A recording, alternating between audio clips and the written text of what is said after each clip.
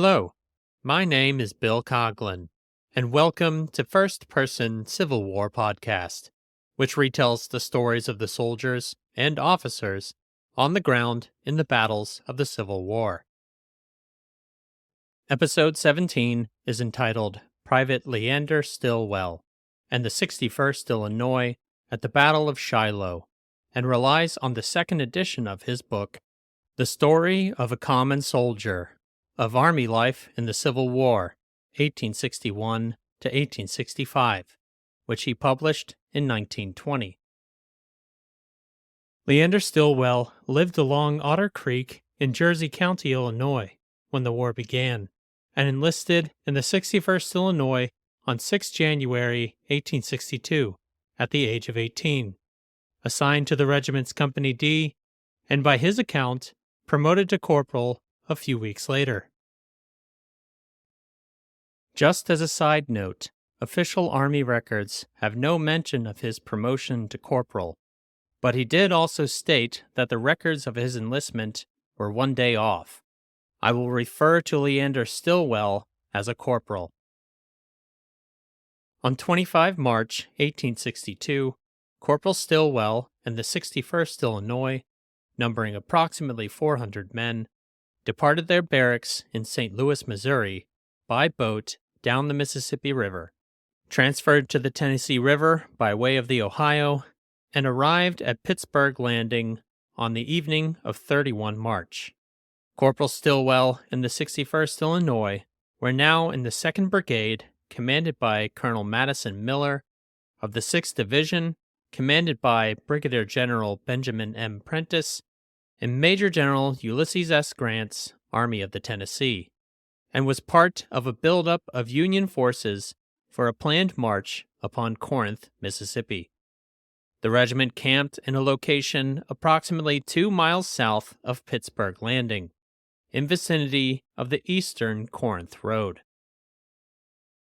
Where Corporal Stillwell and the 2nd Brigade camped became the southernmost limit of the Army of the Tennessee, which meant that on 6 April 1862, the first day of the Battle of Shiloh, they would also be some of the first men to receive the Confederate surprise attack. We had turned out about sunup, answered to roll call, and had cooked and eaten our breakfast. We had then gone to work, preparing for the regular Sunday morning inspection, which would take place at 9 o'clock. It was a most beautiful morning. The sun was shining brightly through the trees, and there was not a cloud in the sky. But this morning was strangely still. Suddenly, away off on the right, in the direction of Shiloh Church, came a dull, heavy pum. Then another, and still another. Every man sprung to his feet, as if struck by an electric shock, and we looked inquiringly into one another's faces. There was no mistaking that sound. That was not a squad of pickets emptying their guns on being relieved from duty. It was the continuous roll of thousands of muskets, and told us that a battle was on. Corporal Leander Stillwell, in what he says was only a few seconds, heard the opening shots of the Battle of Shiloh. The regiment frantically began preparing for a fight, when a staff officer rode up to them.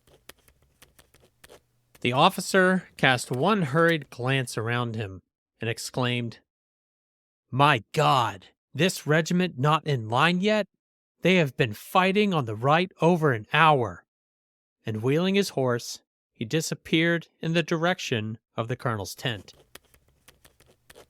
One has to wonder what kind of effect this unknown officer had on the men who had never been in a fight. Colonel Jacob Fry, commander of the 61st Illinois, curtly addressed his troops as they formed. Corporal Stillwell believes it was to motivate the men to fight better than an Illinois regiment did during the Mexican-American War. "Gentlemen, remember your state, and do your duty today like brave men." The regiment marched to the southern edge of their camp, and Corporal Stillwell continues. "And there we stood, in the edge of the woods, so still, waiting for the storm to break on us. The entire 6th Division managed to form before the Confederate attack broke upon them, and Corporal Stillwell and the men of the 61st Illinois waited in line of battle just south of their camp.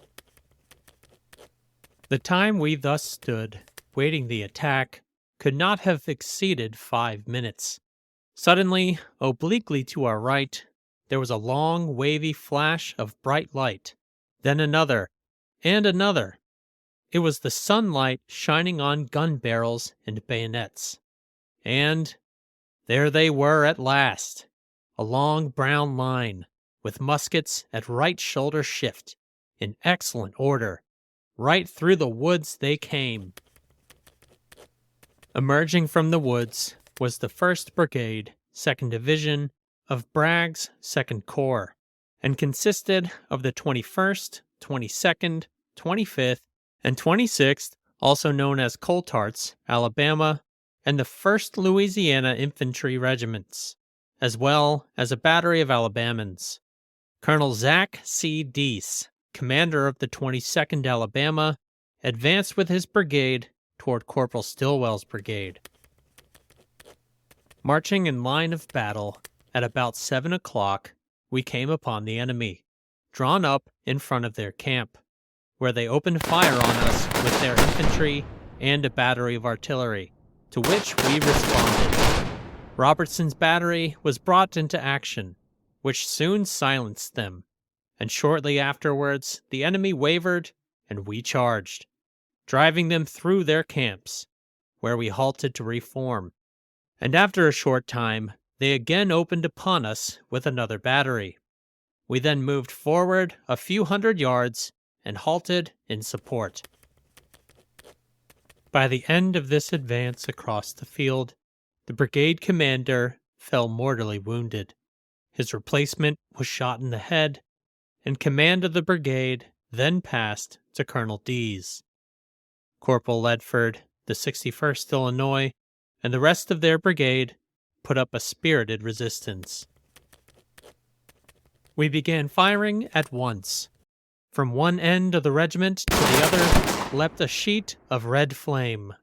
We had fired but 2 or 3 rounds when, for some reason, I never knew what, we were ordered to fall back across the field and did so. We halted on the other side of the field, in the edge of the woods, in front of our tents, and began firing again. We retreated from this position, as our officers afterwards said, because the troops on our right had given way, and we were flanked. As I rose from the comfortable log from behind which a bunch of us had been firing, I saw men in gray and brown clothes, with trailed muskets, running through the camp on our right. And I saw something else, too, that sent a chill through me. It was a kind of flag I had never seen before. It was a gaudy sort of thing, with red bars. It flashed over me in a second that thing was a rebel flag. It was no more than 60 yards to the right. Given the position of the 61st Illinois, Corporal Ledford most likely saw the flag of the 25th or 26th Alabama. And just as a note, the 26th would reflag to the 50th Alabama later in the war. Corporal Ledford and his regiment retreated to a new line, held by Major General W.H.L. Wallace's 2nd Division. It soon became the focal point of the battle, and scene to several failed Confederate assaults, which thereafter became known as the Hornet's Nest. According to Brigadier General Prentice, the 61st Illinois stayed well forward under every assault until the third line was formed, when the regiment became detached. Several Union batteries had formed in the Hornet's Nest, and required infantry to protect them. Corporal Ledford and his regiment were given this task. It was at this point that my regiment was detached from Prentice's division, and served with it no more that day. We were sent some distance to the right to support Battery D, 1st Missouri Light Artillery. It occupied the summit of a slope and was actively engaged when we reached it. We were put in a position about 20 rods in the rear of the battery and ordered to lie flat on the ground. Artillery support was a common task during the Civil War. Though artillery did have close-range ordnance, such as canister, an artillery battery was not as maneuverable when engaging infantry or cavalry. The 61st Illinois, stationed behind Battery D, 1st Missouri Light Artillery, could be brought forward to push a Confederate advance back, ensure the battery was not flanked, or guard it when the pieces got limbered up for movement. From 10 a.m. to about 2 p.m., the 61st Illinois and Battery D, 1st Missouri Light Artillery, occupied this sloping position. And it was here that Corporal Stillwell saw Major General Grant inspect his portion of the line. He was on horseback, of course, accompanied by his staff, and was evidently making a personal examination of his lines. He went by us in a gallop, riding between us and the battery, at the head of his staff. The battery was then hotly engaged. Shot and shell were whizzing overhead and cutting off the limbs of branches.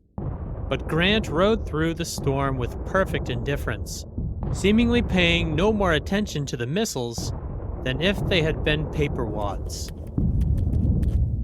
Though artillery support was their main task, the 61st Illinois was called upon to reinforce infantry during Confederate assaults upon the Peach Orchard. We remained in support of this battery until about 2 o'clock in the afternoon. We were then put in motion and crossed the left-hand Corinth Road.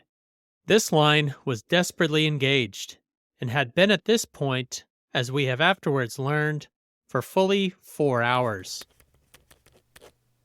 Though we did not say which regiment they replaced, it was a regiment from Brigadier General Stephen A. Hurlbut's 4th Division, which occupied the ground around the Peach Orchard and Bloody Pond. Corporal Stillwell and the 61st Illinois stayed in line until they ran out of ammunition, whereby they were replaced by a new regiment. After replenishing ammunition, they returned to support Battery D, 1st Missouri. Somewhere between 4 and 5 o'clock, as near as I can tell, everything became ominously quiet. Our battery ceased firing.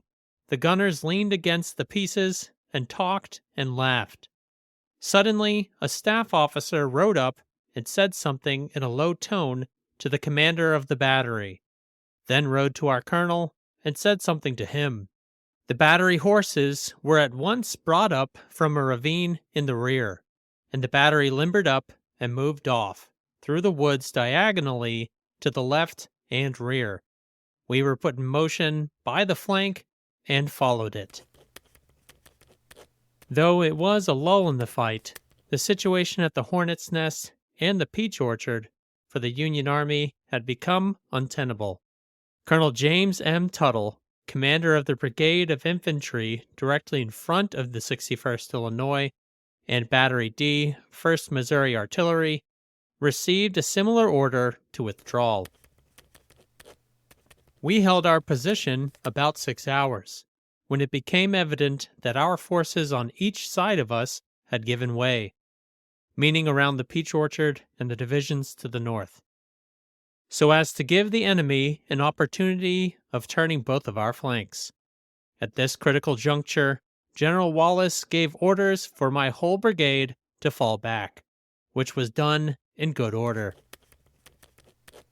Though the 61st Illinois and Battery D, 1st Missouri Artillery, managed to retire from the Hornet's Nest during this lull, as Colonel Tuttle's brigade began their retreat, the Confederates attacked yet again and captured half of his brigade. Corporal Ledford, already on the retreat, heard this latest assault. We emerged from the woods and entered a little old field, I then saw to our right and front lines of men in blue, moving in the same direction we were, and it was evident that we were falling back. All at once, on the right, the left, and from our recent front, came one tremendous roar, and the bullets fell like hail. The lines took the double quick towards the rear. The Union soldiers that remained in the Hornet's nests, Wallace's 2nd and elements of Prentice's 6th divisions, were captured. Had Corporal Ledford and the 61st Illinois not been detached to support artillery, they most likely would have suffered the same fate. The 61st Illinois marched up the Corinth-Pittsburgh Road and passed to the rear of General Hurlbut's 4th Division. There the regiment was reassigned as artillery support for what he called heavy guns. But Corporal Ledford never found out what unit they were from. Settling into his new position, he noticed something happening to the west along the Pittsburgh Landing Road. I slipped out of the ranks and walked out to the side of the road to see what troops they were. Their band was playing Dixie's Land, and playing it well.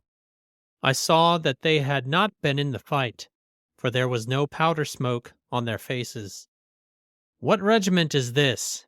I asked of a young sergeant marching on the flank. "The 36th Indiana, the advance guard of Buell's army."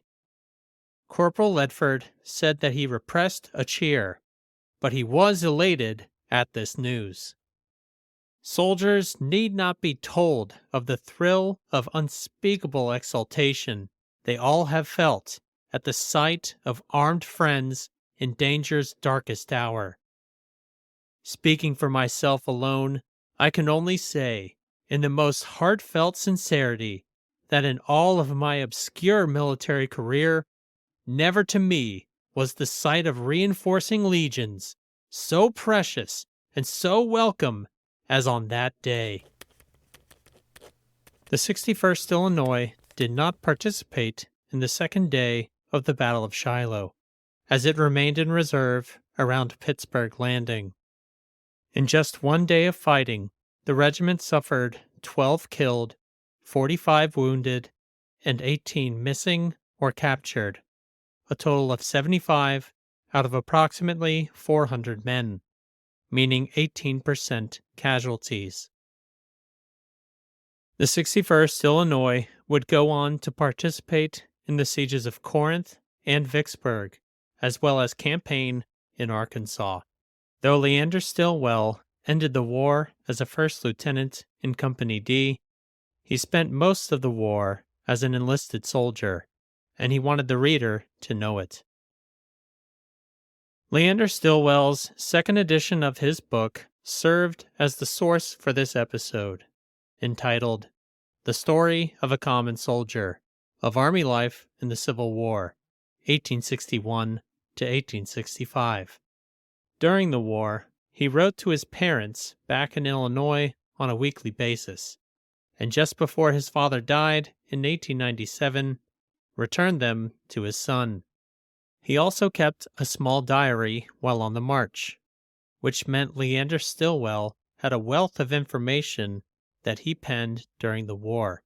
He dedicated his book to his son Jeremiah, who asked him to write it, and being in his 70s, he was somewhat reluctant to do so.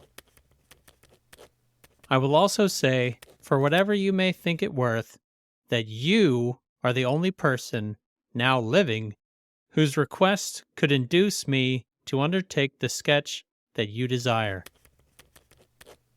Thank you for listening to the 17th episode.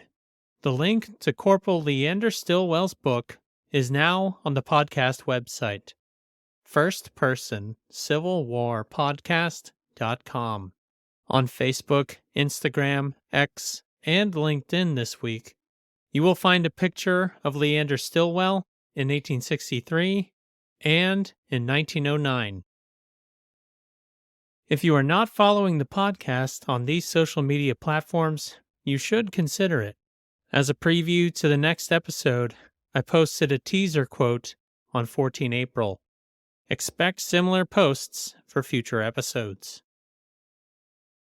Private John Milton Hubbard of Company E, 7th Tennessee Cavalry, provides next week's first-person account at the Battle of Bryce's Crossroads.